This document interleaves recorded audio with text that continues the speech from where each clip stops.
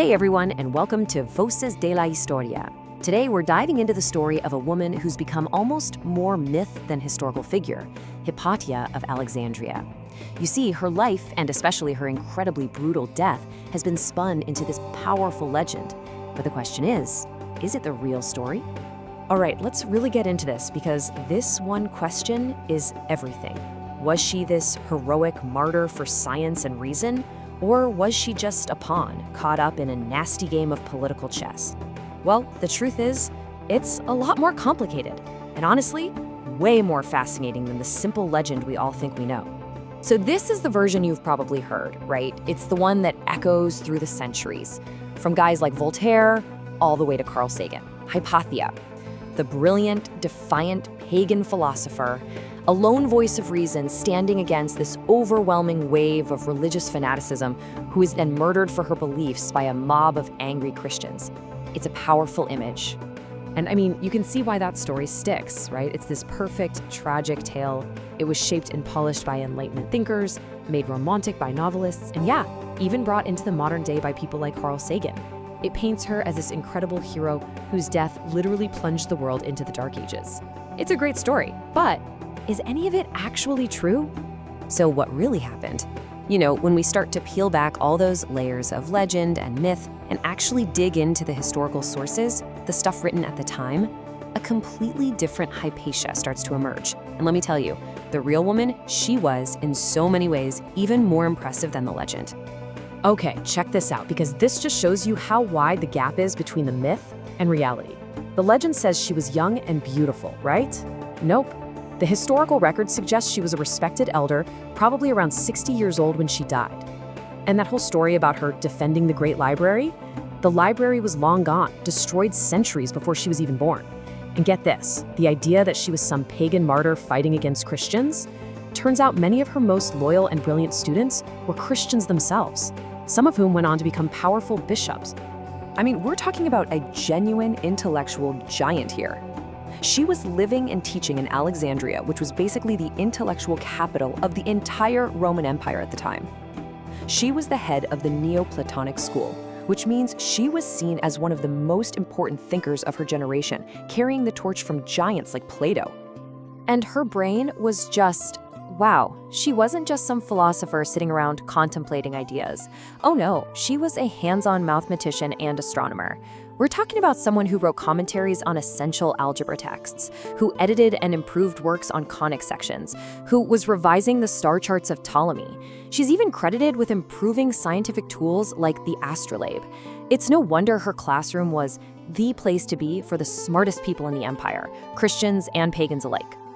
Okay, so if she wasn't killed for being a pagan scientist, then why was she murdered so brutally? Well, to get that, you have to understand the city she lived in. Alexandria back in 415 AD. It wasn't some quiet, scholarly town. It was an absolute political tinderbox, a pressure cooker of religious strife and raw political ambition, just waiting to explode. And at the dead center of this storm, you had two incredibly powerful men going head to head. In one corner, you have Orestes, the Roman prefect. He's the guy representing the power of the emperor, the law of the state. And in the other corner, you have Cyril, the brand new patriarch of Alexandria. And Cyril was ambitious and absolutely ruthless. He wanted the church to run everything in the city. And you can just watch how things spiraled out of control. This wasn't some polite debate. This was turning into open warfare on the streets of Alexandria. The moment Cyril gets power, he starts flexing his muscle. He expels the entire Jewish community from the city, a huge move that Orestes, the governor, completely opposes. Then it gets personal. One of Cyril's monks physically attacks Orestes in public. Orestes has the monk executed for it, and what does Cyril do? In this unbelievably bold political power play, he declares the executed monk a holy martyr. The entire city was on a knife's edge. So where's Hypatia in all of this? She's standing right in the middle of the firestorm. See, she wasn't just locked away in a library. She was a respected public figure, someone who advised the city's leaders. And here's the crucial part. She was a close friend and a trusted advisor to the prefect, Orestes. So in Cyril's eyes, she wasn't just some philosopher. She was a major political player on the wrong team. And this is where things get really dark. Cyril's followers couldn't go after Orestes directly. I mean, he was the Roman emperor's chosen governor, but they could go after the people around him. So they weaponized Hypatia's identity. They started a vicious rumor campaign, spreading this lie that she was a witch, a pagan sorceress who was using black magic to stop Orestes from making peace with the church. It was a genius political move, and it was absolutely deadly. And the terrible thing is, the slander worked. All that simmering anger and political tension in the city now had a single, convenient target. So in March of 415, during the holy season of Lent, a mob of fanatics, whipped up into a frenzy and led by a church official named Peter the Lector, they decided to take matters into their own hands. We actually have an account from a Christian historian writing not long after it happened. He says they ambushed her in the street, pulled her from her carriage, and dragged her into a nearby church, a church called the Caesareum. And it was in there that they stripped her naked and murdered her with broken pieces of pottery and roofing tiles. Let's be perfectly clear. This was not a random act of mob violence. It was a message. It was a calculated, brutal, public assassination designed to do one thing: eliminate a key ally of the civil government and terrify anyone else who stood in Cyril's way. And it worked. Orestes was broken. He eventually left Alexandria. Cyril had won control of the city. So that brings us all the way back to the beginning. If her murder was so clearly a political hit job, how on earth did she become this legendary martyr for science versus religion? Well, the answer is all about how her story got told and retold over the next 1,000 years. It's fascinating, really. You can see how each era basically looked at Hypatia and saw a reflection of its own battles. During the Enlightenment, when thinkers were pushing back against the power of the church, she was remade into their perfect hero, a symbol of reason crushed by religious dogma. Much later, for feminists, she became a powerful icon, a pioneering woman in science, killed for her intelligence and independence by a patriarchal world. Her messy, complicated real life got simplified and polished into a symbol.